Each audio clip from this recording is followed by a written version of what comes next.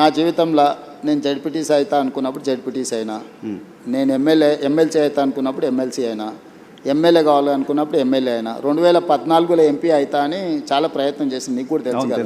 కాకపోతే 19లో అయినా అదే మల్కాజ్గిరి నుంచి, 14లో కూడా మల్కాజ్గిరి నుంచి అవుతా అని చెప్పింది, తెలుసు కదా. అక్కడ మిస్ అయినా కూడా 19లో మళ్ళీ అక్కడ నుంచి అయినా. జిల్లా పరిషత్ మెంబర్ ఉన్నప్పుడే తెలంగాణ వస్తే తెలంగాణకు ముఖ్యమంత్రి అవుతా అని చెప్పిన, అవునా? నీతో చెప్పిన కదా, నీకు గుర్తుంది కదా. ఆ రోజు రాజశేఖర రెడ్డి గారు, చంద్రబాబు నాయుడు గారి నాయకత్వం ముందు తెలంగాణ ఎక్కడి నుంచి వస్తుందా, పిచ్చి భ్రమలని మాట్లాడిన వాళ్ళు కూడా ఉండరు కదా. వచ్చింది కదా, వచ్చిన తెలంగాణకు ముఖ్యమంత్రి అయినా కదా. ఈ రోజు కూడా నేను చెప్తున్నా 34 వరకు నేనే ఉంటా. Confidence sir. నేను ఈరోజు నీ ముందర చెప్పిపోతున్నావు, నువ్వు దాచిపెట్టుకో.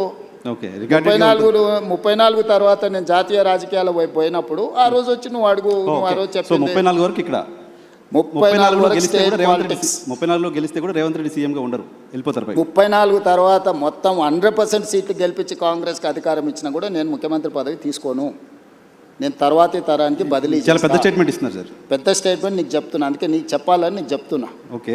ఎందుకంటే నీకు ముఖ్యమంత్రి అని చెప్పిన రోజు నువ్వు ఆశ్చర్యపోయినావు, అది ఎట్లా సాధ్యం, జడ్పీటీసీ ముఖ్యమంత్రి అవుతాడా అని. ఆశ్చర్యం పోలే, మేము అనుకున్నాం కదా, మాట్లాడుకున్నాం చాలా సందర్భాల్లో. రోజు ఎవరైనా ఒక జడ్పీటీసీ ఇండిపెండెంట్గా గెలిచి రాష్ట్రం వస్తే నేను ముఖ్యమంత్రి అవుతా అంటే ఎవరైనా నమ్ముతారా? నమ్మరు కదా. సో ఇది నోట్ చేసి పెట్టుకోవచ్చు. 34 తర్వాత రేవంత్ రెడ్డి తెలంగాణ. నేను ఈరోజు మాట్లాడే ప్రతి మాట నువ్వు దాచిపెట్టుకో నీ లైబ్రరీలో, నీకు అవసరమైనప్పుడల్లా చూసుకో. నేను ఈరోజు చెప్తున్నా 34 వరకు నేను ముఖ్యమంత్రిగా. 34 తర్వాత పార్టీ ఎవరిని చేస్తే వాళ్ళని ముఖ్యమంత్రిని చేస్తాను, నేను గాను. అవకాశం ఇస్తే కూడా మీరు నేను తీసుకోను, నాకు తెలుసు నా లైఫ్. దేశం చాలా విశాలంగా ఉంది, దేశానికి కూడా సేవలు అందిస్తా.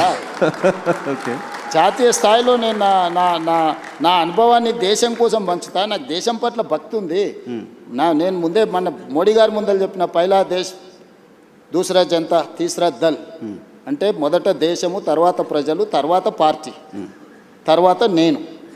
సో నాకు ఒక స్పష్టత ఉంది, ఈ స్పష్టతలోనే ఇక్కడి వరకు వచ్చిన.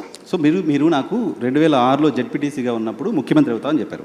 ఇప్పుడు ముఖ్యమంత్రిగా ఉన్నారు, జాతీయ రాజకీయాల్లోకి వెళ్తా అని చెప్తున్నారు. జాతీయ రాజకీయాల్లో ఏ చైర్ కోరుతున్నారు, ఏ చైర్ కోసం అనుకుంటున్నారు? రాహుల్ గాంధీని ప్రధానమంత్రిగా కూర్చోబెట్టి ఆ తర్వాత ఏ చైర్ ఇస్తే ఆ చైర్లో కూర్చుంటారు.